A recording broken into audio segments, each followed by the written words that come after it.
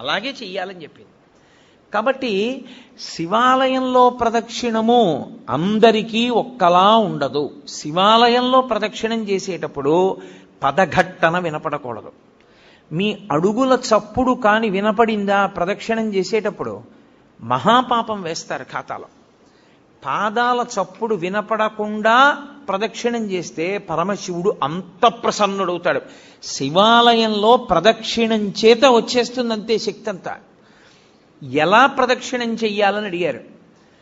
నిండు గర్భిణి ఇంకొక గంటలోనో 2 గంటల్లోనో ప్రసవం అవుతుంది.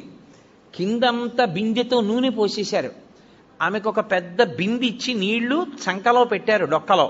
ఆమె పట్టుకుంది. ఇప్పుడు ఆ నూనె ఉలికిపోయిన నేల మీద నడుస్తోంది. ఆమె ఎంత పరాకుగా అడుగు వేసి నడుస్తుందో ప్రదక్షిణ సమయంలో అంత పరాకుగా అడుగు వేసి నడవాలి, చప్పుడు రాకుండా. అదే ఉపమానాన్ని వాడింది శైవాగమం. యథాతథంగా మీకు నేను ఆ ఉపమానాన్ని అందించాను.